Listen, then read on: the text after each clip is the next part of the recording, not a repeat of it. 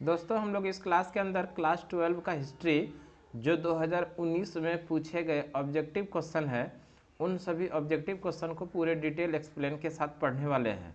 और ये क्लास आप लोगों को के लिए 2023 में एग्ज़ाम जो देंगे उनके लिए अति आवश्यक हो सकता है, क्योंकि यहीं से कहीं ना कहीं आपको सवाल को देखने के लिए मिलेगा। तो दोस्तों, और इस क्लास में हम आप लोगों को ऑब्जेक्टिव ये जो पूछा गया सवाल है और इसके साथ साथ में एक्स्ट्रा क्वेश्चन भी आप लोगों को भी हम पढ़ाएंगे।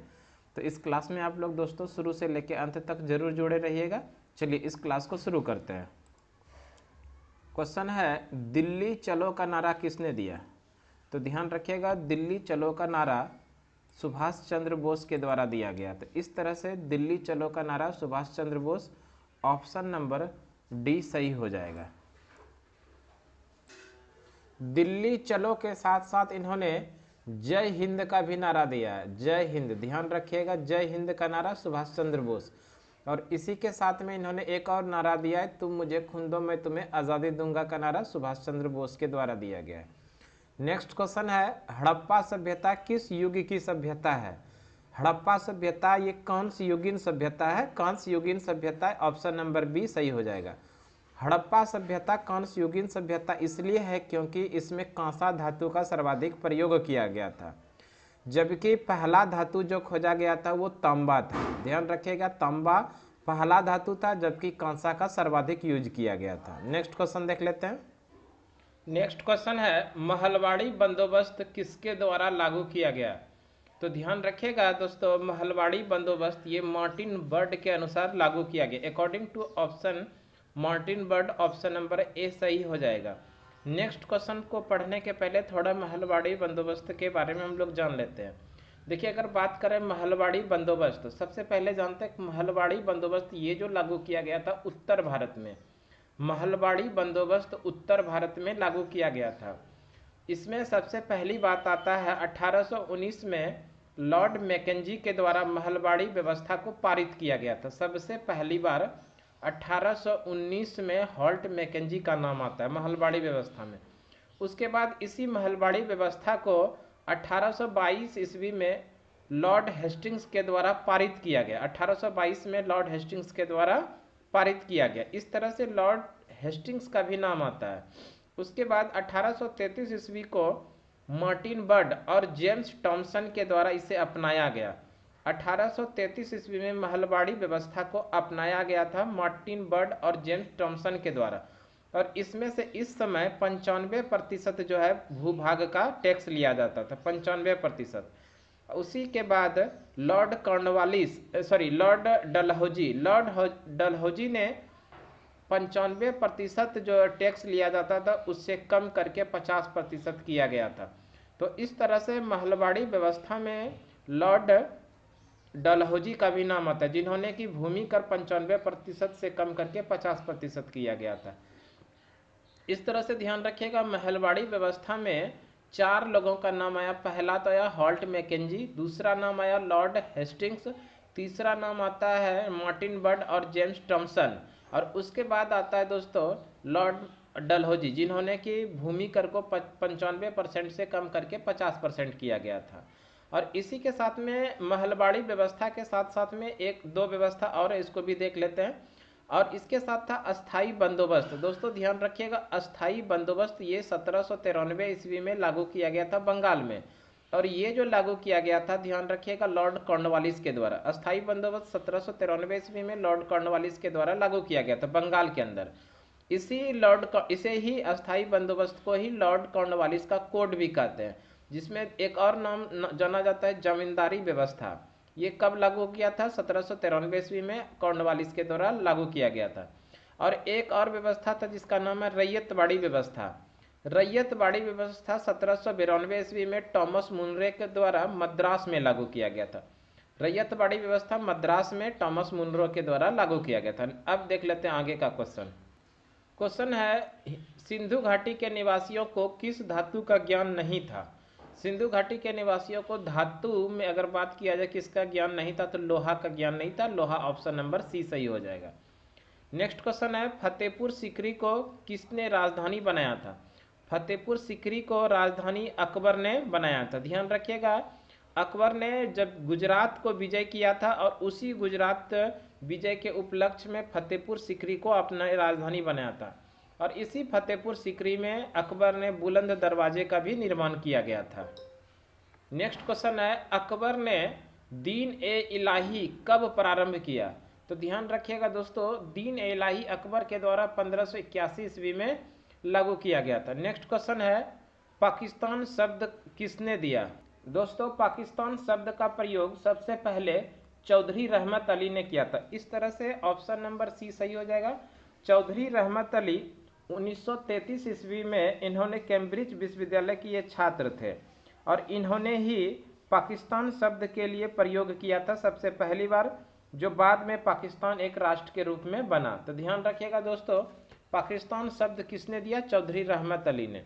नेक्स्ट क्वेश्चन है, पुर्तगालियों ने गोवा पर कब अधिकार किया? पुर्तगालियों ने गोवा पे 1510 ईस्वी में अधिकार किया था और पुर्तगालियों को ने गोवा को छोड़ा कब? तो ध्यान रखिएगा 1961 ईस्वी में। 1961 ईस्वी में पुर्तगालियों ने गोवा को छोड़ा। अधिकार कब किया था? 1510 में। गोवा पूर्ण रूप से राज्य कब बना? तो इसको भी ध्यान रखिएगा, पूर्ण रूप से राज्य जो बना 1987 ईस्वी में बना। नेक्स्ट क्वेश्चन देख लेते हैं हम लोग। नेक्स्ट क्वेश्चन है, फोर्ट विलियम किस शहर में स्थित है?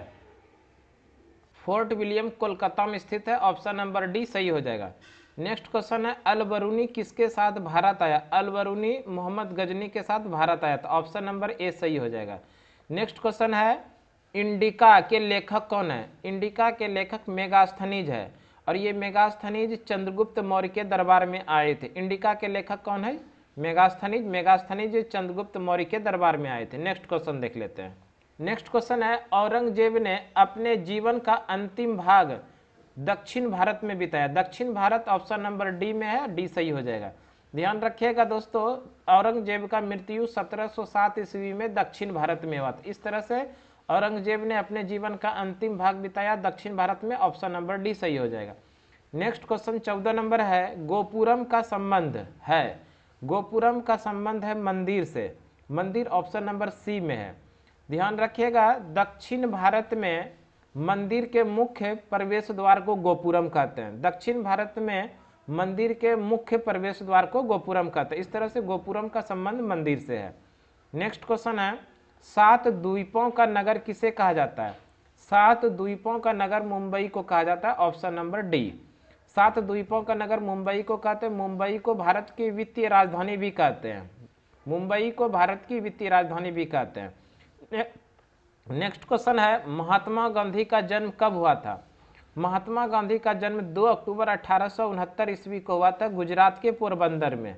महात्मा गांधी का जन्म 2 अक्टूबर 1869 ईस्वी को गुजरात के पोरबंदर में। इस तरह से ऑप्शन नंबर ए सही हो जाएगा। नेक्स्ट क्वेश्चन 17 नंबर है, दांडी किस राज्य में स्थित है?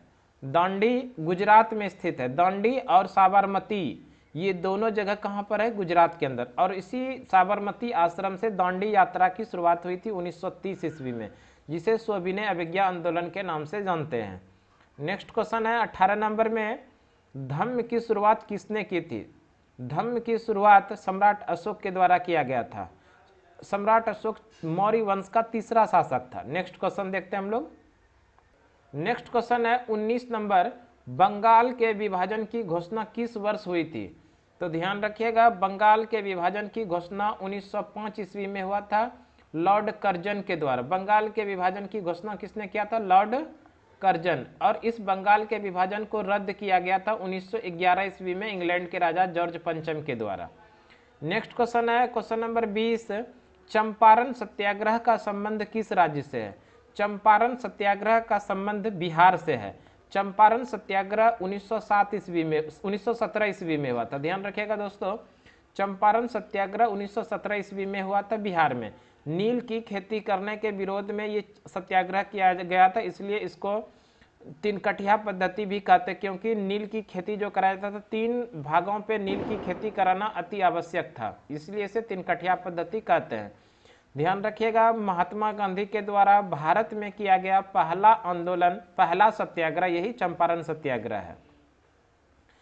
महात्मा गांधी बिहार आए थे किसान नेता राजकुमार शुक्ल के कहने पर। नेक्स्ट क्वेश्चन 21 नंबर देख लेते हैं, पुराणों की संख्या कितनी है? तो ध्यान रखिएगा दोस्तों, पुराणों की संख्या 18 है। पुराणों की संख्या कितनी है? 18।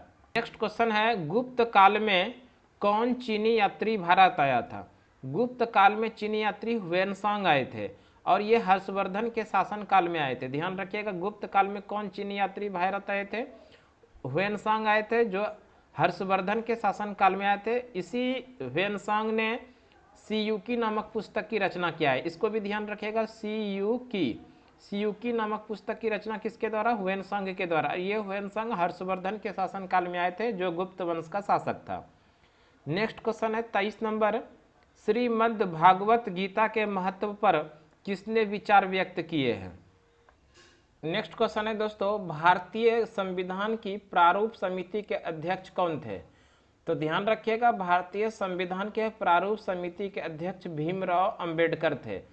प्रारूप समिति के कुल मेंबर की संख्या 7 थे, जिसमें से एक अध्यक्ष भीमराव अंबेडकर और 6 सदस्य थे। प्रारूप समिति के अध्यक्ष कौन थे? भीमराव अंबेडकर। नेक्स्ट क्वेश्चन है, आईने अकबरी के लेखक कौन है? आईने अकबरी के लेखक अबुल फजल है।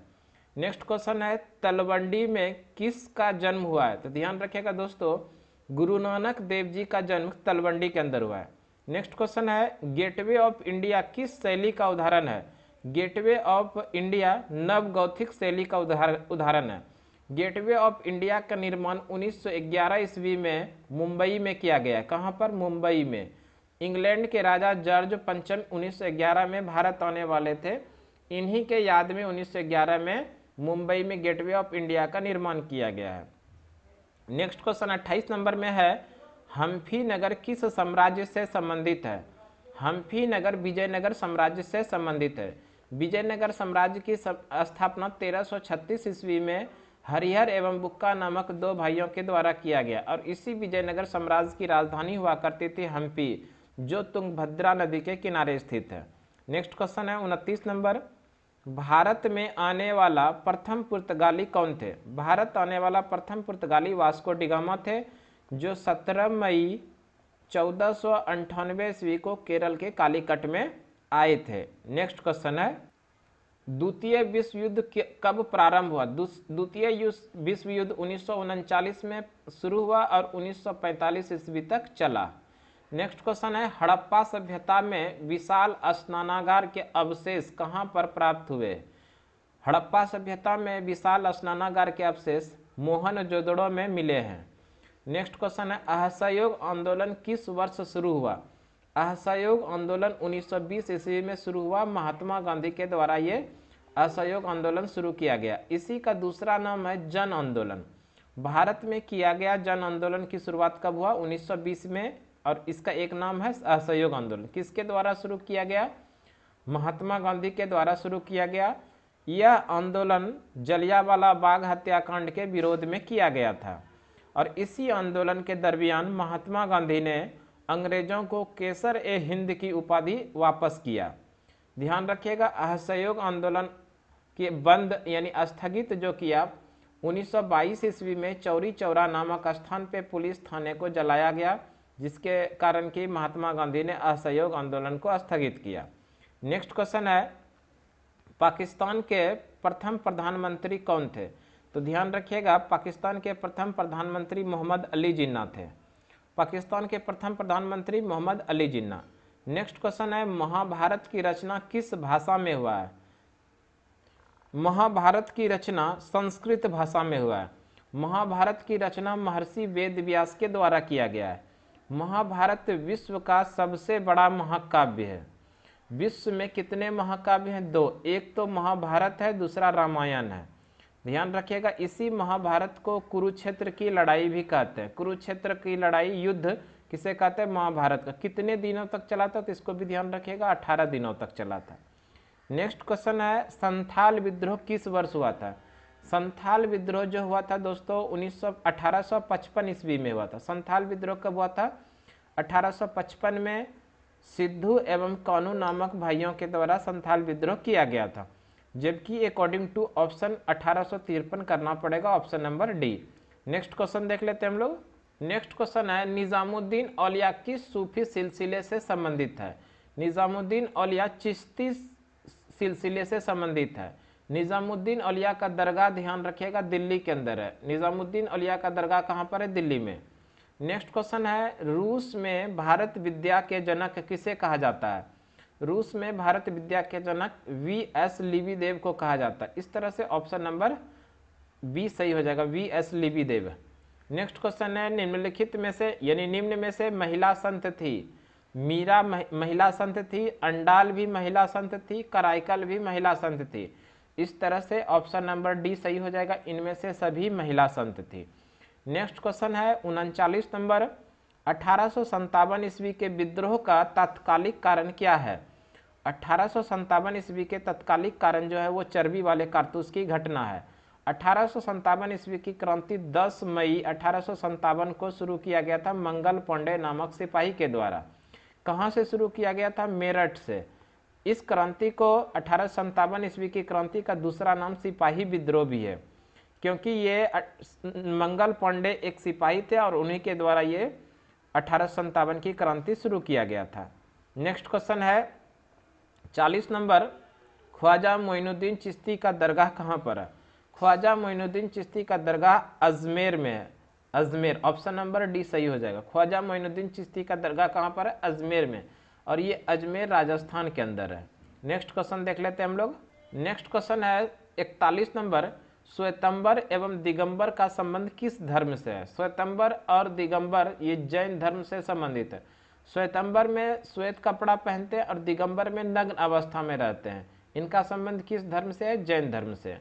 नेक्स्ट क्वेश्चन है, तंबाकू का सेवन सर्वप्रथम किस मुगल सम्राट ने किया था? तंबाकू का सेवन सर्वप्रथम जहांगीर के द्वारा प्रयोग किया गया था, जबकि जहांगीर के नहीं, अकबर के द्वारा शुरू किया गया था।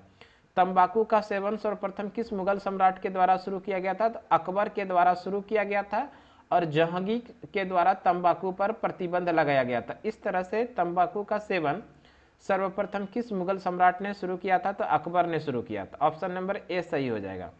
नेक्स्ट क्वेश्चन है, द ग्रेट रिवोल्ट नामक पुस्तक के लेखक है Ashok Mehta. Ashok Mehta, option number C सही हो जाएगा। द ग्रेट रिवोल्ट नामक पुस्तक के लेखक कौन है? अशोक मेहता। नेक्स्ट क्वेश्चन है 44 नंबर में, लोथल किस नदी के किनारे स्थित है? लोथल भोगवा नदी के किनारे स्थित है। लोथल सिंधु घाटी सभ्यता की ये व्यापारिक राजधानी माना जाता है, क्योंकि यहीं पर लोथल के अंदर ही सिंधु घाटी के लिए बंदरगाह हुआ करता था, इसलिए लोथल को व्यापारिक राजधानी कहा जाता है। ये किस राज्य में है वर्तमान समय में? तो ध्यान रखिएगा दोस्तों, गुजरात में। लोथल किस राज्य में है? गुजरात में। किस नदी के किनारे है? भोगवा नदी के किनारे। नेक्स्ट क्वेश्चन है, कॉर्नवालिस का कोड। कॉर्नवालिस का कोड 1793 ईस्वी में बना था, और कॉर्नवालिस का कोड, इसी का दूसरा नाम है अस्थाई बंदोबस्त। अस्थाई बंदोबस्त, और अस्थाई बंदोबस्त ये बंगाल में लागू किया गया था। कहाँ पर? बंगाल में। नेक्स्ट क्वेश्चन है, मुस्लिम लीग की स्थापना किस वर्ष हुई थी? मुस्लिम लीग की स्थापना 1906 ईस्वी में हुआ था सलीमुल्लाह खां और आगा खां के द्वारा। कहाँ पर हुआ था? तो ध्यान रखिएगा, ढाका में। मुस्लिम लीग की स्थापना 1906 ईस्वी में सलीमुल्लाह खां और आगा खां के द्वारा। कहाँ पर? बांग्लादेश की राजधानी ढाका। अभी है बांग्लादेश की राजधानी ढाका, तभी वो ढाका भारत का ही पार्ट हुआ करता था। नेक्स्ट क्वेश्चन है 47 नंबर, महावीर ने पाशवनाथ के सिद्धांतों में नया सिद्धांत क्या जोड़ा? तो ध्यान रखिएगा दोस्तों, महावीर स्वामी ने पाशवनाथ के सिद्धांतों में नया सिद्धांत जोड़ा, ब्रह्मचर्य। क्या जोड़ा? ब्रह्मचर्य। पाशवनाथ जैन धर्म के 23वें तीर्थंकर थे, और इस जैन धर्म के 23वें तीर्थंकर पाशवनाथ ने जैन धर्म के लिए कुल मिला के 4 महाव्रत दिए थे, जिसमें से एक अहिंसा, सत्य, अपरिग्रह, और एक था जैन धर्म के 23वें तीर्थंकर पाशवनाथ ने जैन धर्म के लिए कुल 4 महाव्रत दिए थे, अहिंसा, सत्य, अपरिग्रह और अस्थेय। अस्थेय मतलब होता है चोरी न करना, अपरिग्रह मतलब होता है जरूरत से ज्यादा धन को एकत्रित करके नहीं रखना। इस तरह से महावीर ने पाशवनाथ के सिद्धांतों में 5वां महाव्रत जोड़ा, ब्रह्मचर्य। नेक्स्ट क्वेश्चन है 48 नंबर, इब्न बतूता ने अपनी यात्रा का विवरण किस भाषा में लिखा था? तो ध्यान रखिएगा, अरबी भाषा में लिखा था। इब्न बतूता ने अपनी यात्रा का विवरण, जो पुस्तक है उस पुस्तक का नाम है रेहला। ध्यान रखिएगा, रेहला नामक पुस्तक की रचना इब्न बतूता के द्वारा किया गया और इसी रेहला में अपनी यात्रा का विवरण लिखा है अरबी भाषा में। इब्न बतूता भारत में कब आया था? तो ध्यान रखिएगा दोस्तों, 1333 ईस्वी में आया था। किस देश का निवासी है? तो मोरक्को का ये रहने वाला है। नेक्स्ट क्वेश्चन 49 नंबर है, भारत का प्रथम मुगल शासक कौन था? भारत का प्रथम मुगल शासक बाबर था। बाबर ने 1526 ईस्वी में पानीपत के प्रथम युद्ध में इब्राहिम लोदी को पराजित करके एक नए वंश की शुरुआत किया जिसका नाम है मुगल वंश। इस तरह से मुगल वंश का पहला शासक हुआ बाबर। ध्यान रखिएगा, मुगल वंश का अंतिम शासक जो था बहादुर शाह जफर द्वितीय। मुगल वंश का अंतिम शासक बहादुर शाह जफर द्वितीय। नेक्स्ट क्वेश्चन है, पटना में 1857 ईस्वी की क्रांति का नेतृत्व किसने किया था?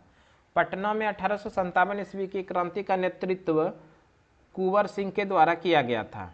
तो दोस्तों इस तरह से 2019 में जो सारे सवाल पूछे गए थे ऑब्जेक्टिव टाइप, उन सभी ऑब्जेक्टिव टाइप को बहुत अच्छे से हम आप लोगों को कराने का प्रयास किए। उम्मीद है आपको ये क्लास ज़रूर पसंद आया होगा। दोस्तों हमारे चैनल पे आप अभी तक नए हैं तो हमारे चैनल को आप निश्चित रूप से सब्सक्राइब कर लीजिए। आप अपने दोस्तों तक इस क्लास के बारे में शेयर कर दीजिए और इस वीडियो को लाइक करना ना भूलें दोस्तों। तो आज की क्लास के लिए हम लोग इतना ही रहने देते हैं। अगली क्लास में फिर से अगले दिन मिलते हैं, तब तक के लिए धन्यवाद।